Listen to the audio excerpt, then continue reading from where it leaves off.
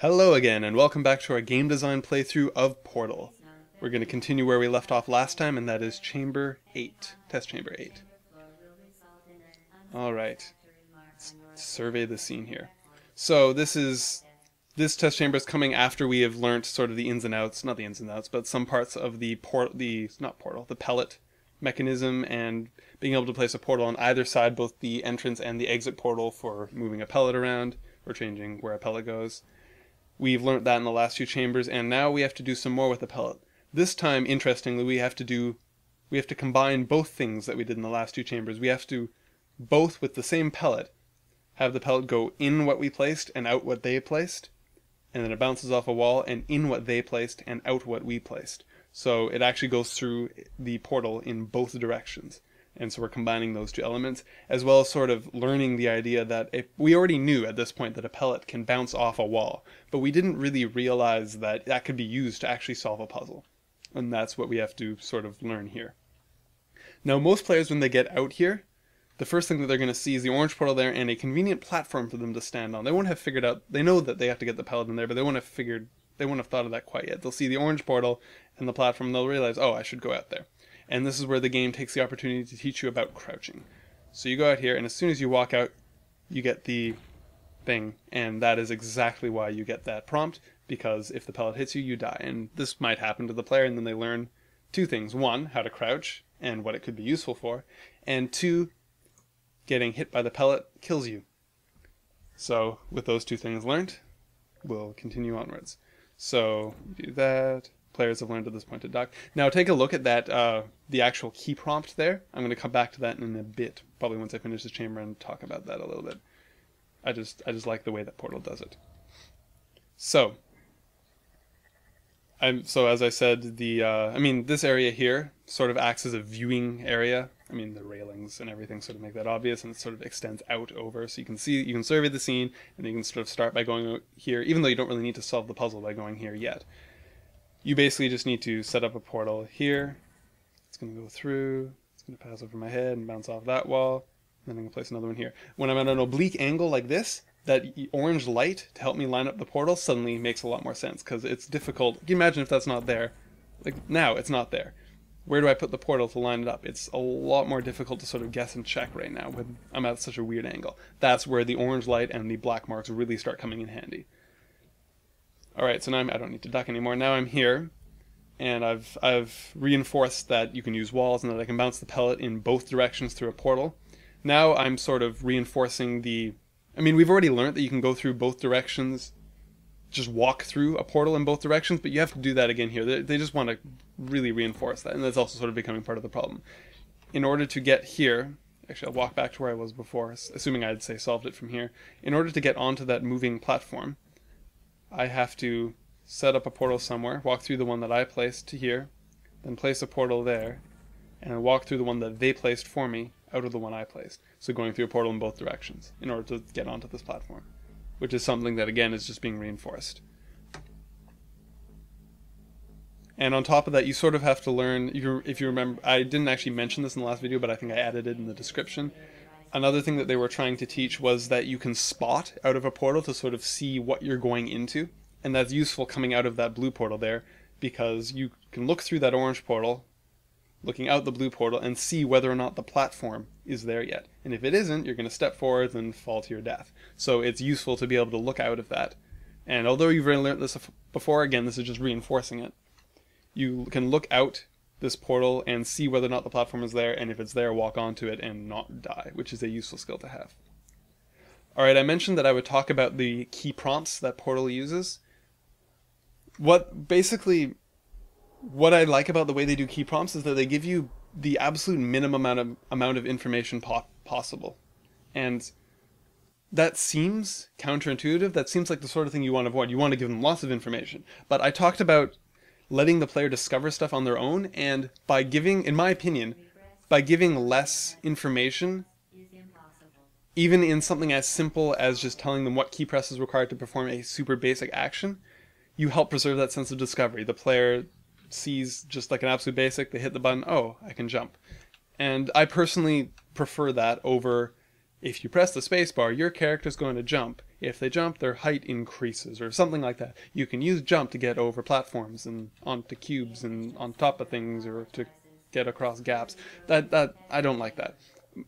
Personally, I mean, you can reduce it even further. Like my personal best, my hallmark example of teaching the basic controls right, because that is one thing that you do have to explicitly tell the player in whatever way you choose, is the way that Braid does it. Braid basically just provides the button or key that you have to press. It doesn't even usually tell you what it does. I mean, there are a couple infographics, but it doesn't really tell you what it does. You walk, like the very first one, you learn how to jump. And you're just walking forwards, you're running forwards, and you hit a small ledge. And the ground is just flat, and then it goes up a bit, and then flat again. And you just have to jump on top of that ledge. And behind you there's a signboard with just, if you're using a controller, just the green letter A. Like with a, like a button, like the A button. And so players will walk up there, sort of not know what to do. I mean, if they already know how to play, they'll just jump, and it's trivial. But if they don't know what to do, they'll see the button, they'll try pressing it, they'll see, oh, this makes my character jump. And they'll say, oh, I can use that jump to get on top of the ledge. And they just jump across the ledge, and they've done it. And that way they even discover what the button does. They get prompted on which button to press, but they get to discover the results of pressing the button. And that, personally, is the way I like it best. Although Portal does it very well as well. They add only a tiny bit more information than that. I've seen so many games that just, they give you like a paragraph for a single move, for like one button that you need to press. Like, if you press this, you'll move forward. Moving forward is useful for advancing. It's ridiculous sometimes. Players are smart. They can figure stuff out. And if they're not smart, you should make games that help them become smarter. Like this one. Anyways, I'm going to actually start focusing. That's my ramble for now. I'm going to actually focus on this test chamber here. So something I forgot to mention as I walked out here is, I mean, this is a very minor detail, but the walls here expand out and then back in again. But that's basically just making room for the sign, so that when you pass through, the sign is at a much more reasonable angle for you to see. Whereas if you can imagine, if the hallway stayed about the same width, the sign would be at a super ridiculous, it would be at a very wide angle. I don't know if wide angle is the right word. I think oblique is the right word here. It'd be at a very oblique angle, and it'd be very kind of difficult to see the contents and just be awkward. And the only way you'd be able to see it is from standing like super close to it like this, and it'd be really hard to see everything. So that's why they do that. Again, it's a very small detail, but it is a detail, and these details all together make the difference in a game. All right, on to this puzzle. So this puzzle is basically your first, I mean, you've seen these, I believe they're called emancipation grids before. You see them at the exit to every test chamber, but you've never actually really used one in a puzzle before, and this is your first introduction to that. So there's first the idea that if you place a portal and walk through the emancipation grid, your portals disappear. Portal now, portals later. There's that, and there's the fact that if you try and put a cube or any other sort of object through it, you can't. It disappears, and you're going to get a new cube. Now, most players, when they first enter the chamber, that's the first thing they're going to try. They're going to see a portal there, they'll be, okay, I don't really know what that's there for. Alright, I see a cube. Oh, a button. Cube, button. Okay, I can do that. I mean, GLaDOS has talked about the emancipation grid, but you've never used it in a puzzle, so you've never really thought about it. They're going to try moving through here because it's a cube button, and it's going to fail. They're going to realize, alright, that thing, I can't put a cube through that. Okay, so... Okay, but I know how to do the cube, the button, not the button, the cube button thing with a portal. Okay, so I'm going to put a portal, but there's only one up there. Okay, so, and then there's, I mean, the player at some point is going to figure out that they might try doing this and walking over to the other side, and they'll realize at some point through this level that they can't just place a portal. Or they'll try stepping on here, think they're getting clever, put one there, walk out, and go through here, and suddenly they can't, the portal's gone, they can't go through again. Now you'll notice that there's a very, I mean, a lot of times when you place a portal and walk through somewhere, like if I'm facing this way, you're not always facing the portal, it might not be obvious that the portal disappeared. One, well, this is something that the game designers had to address. One, there is a sound effect that plays when your portal disappears. That one. And secondly, the actual portal gun wiggles, if you'll notice. So no matter where you're facing, that is sort of your cue that, hey, your portals have disappeared. And that's very useful because your portal disappearing is not necessarily something that you would always see if it were limited to just the graphic portal, the orange or the blue portal vanishing. And so it's useful to have those cues so that you know that something's happening and that they are disappearing, even if you can't directly see the portals. Now, the solution to this puzzle, at this point, you're no longer reinforcing the go in through both sides. I mean, players are just comfortable with that at this point. The solution to this puzzle is, of course, just to go through here and realize that although there's an emancipation grid down there, there is not one up here. And so you might not be able to walk through that area, which would be the trivial solution to the puzzle, but you are able to place a portal through there. And by doing that, you can drop your cube down and solve the puzzle. And that is the leap that the players need to make. And it's sort of understanding what you can do with what you can't do with an emancipation grid, and how that compares to what you can do with just an open space. I mean, if you'll notice, those two sort of complement each other, I guess. With the emancipation grid, you can walk through it, but you can't place portals on one side and then go to the other, or move a cube through it. Through the top, you can't walk through it, but you can place portals through it. So they're sort of the opposites, and it's just sort of learning that technique. Onwards. Ooh, I believe the next level is a fun one. It is your introduction to the fling, which is always a favorite technique and one that's sort of signature of Portal. That's not a correct sentence. It is one of the signatures of Portal, the signature moves in the game. Alrighty. This is fun. Hello again. To reiterate, Listen to GLaDOS. momentum. It's pretty obvious, but she's leaving you the momentum hint, obviously, to sort of figure out the fling. You can see the up there, the hint as going through a portal and using that momentum to get out. And for this first one, I mean, most players will obviously try jumping. They'll realize they're not even coming close. They can't jump up there. I mean, if you were a able-bodied human, you could climb that, but whatever. That's the whole point of this game. You have to use portals. And so players will think, okay, if there's an orange portal here, I could put a blue one there and go through, but there isn't. There's an orange up there, and I can't get to that. So that has to be where I come out. And I have to put the blue one somewhere I can go in. And so the user will probably place a portal on one of these walls, it's the logical thing, and look through it. And by looking through it, they'll realize that this looks like any old sort of like platformer thing. Like you look at it and you think, okay, I could probably just do a running jump out of here. And they'll try that and they'll be correct. And they'll make it. Now notice that you're not relying on momentum yet. This part of the fling hasn't been taught. It's just that you can sort of go in through a lower one and out an upper one and sort of fly a bit to land on a platform. And that's what they're teaching here. Even though there's no momentum, there's no fall at the beginning yet. You haven't been taught that. That comes a little later. Not a little later, it comes right up there. But also you should notice that you don't actually need to jump through this portal. Walking is fast enough for you to land on the ledge. And I just want to try this actually. Does this give you enough speed? Yes, it does. So placing the portal by your feet also gives you enough momentum to make it to the ledge. So basically, no matter where you place it, if you can get through it and you don't like hit your head on the portal when you jump, you're going to make this. All right. Now here, you'll notice suddenly there's not very much portalable surface. That is intentional. I mean, like if you placed a portal over there, it wouldn't matter, because that wouldn't help you solve the puzzle at all. Most of these places wouldn't help you solve the puzzle at all. But the purpose of having these all non-portalable is so you don't get distracted. Because otherwise players will try and place a blue one here and they'll think, oh, can I like jump to the orange one? Because that's sort of what they've been doing up until now. But they have to just really be drilled in by this puzzle, that they are coming out that orange one and going in through the one that they place. So most players will realize at this point, okay, I can't move anywhere. Obviously can't jump that gap. Okay, I can drop down here. This is the only portalable surface that I can get to right now.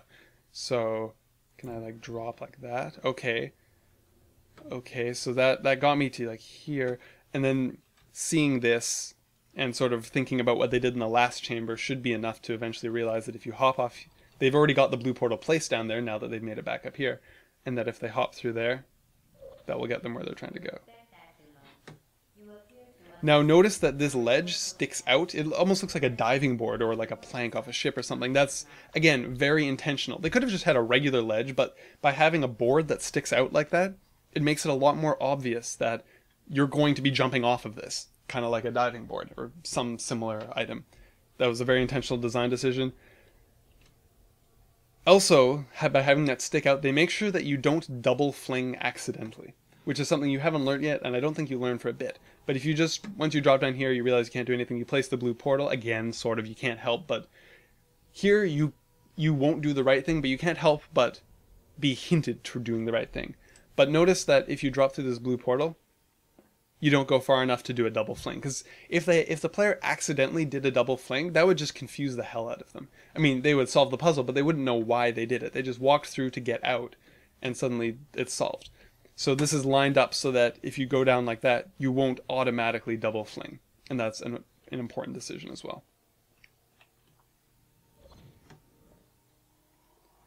Alright, and now you just get introduced to bigger flings. You'll notice that these wall panels extend, and there's I don't know if you can hear it, but there's a sound effect for when they do extend. I believe the designer said that this was because they had a hard time getting the player to look up, particularly up and behind them. That's one of the last places you usually look for something. And by having it creating a sound effect and then having them move, it made it it prompted the player to look up and realize, oh, there's a platform up there. Before, they had the orange portal set up there, so the players would see it no matter what they did. But here, you're doing the reverse now. They put the orange portal for you down there, and you're the one placing the blue portal up on top. And so they had to make it obvious that, hey, there's this convenient little wall up here that you can place your portal on, and they drew your attention to it by having it extend out of the wall. And on top of that, it provides an excuse for doing a larger fling that we'll do in a moment, and the whole 1-2 thing there. So this is set up so that if the player, again, hasn't set up the portal, hasn't realized it, they can drop down here. They can sort of see stuff, and they actually made stairs that you can get out, even though that's obviously, with the advent of portals, a deprecated method of travel. Whoop. But anyways, the solution, now there's no more diving board structure, you just have to kind of fall off the ledge. Although the sort of 1 there helps prompt you that this is the right place to do that. But basically you place the portal up there, you drop through here, and that lands you on the ledge. Momentum. Now, as they flew through there, players will have seen the exit, and you can sort of jump and see it there. In layman's terms. But they know that they can't reach it from here, and they have to do a bigger fling. So again, you notice that this wall panel extended out from where it was before. Again, that's part of why they extended as well, to create an excuse for this. Although they could have just set it up with flat things. Like just set concrete instead of having it move. But having it move draws your attention to it. But the other purpose of having 2 flings here is the idea that the higher you drop from, the more momentum you have. So you're going to drop from higher here, and you're going to get, well, I mean, that one's been moved closer for you to help you. But by dropping from higher, you're getting more momentum, and you will fly further. And that's the purpose of having this sort of 2-stage drop here. So and enforcing that you're dropping into the same portal, but from 2 different heights, and these 2 different heights give you 2 different results. And GLaDOS's speedy things go in, speedy thing goes in, speedy thing comes out. Little anecdote helps with that. Also, that's upside down, which is kind of neat. It just has to do with the way you've placed the portal, and the way that the orange portal was placed for you down there, which is upside down. And that's just sort of a side effect of the game. Alright, that's going to do it for this set of test chambers. I will be back in the next video. Until then, portal away.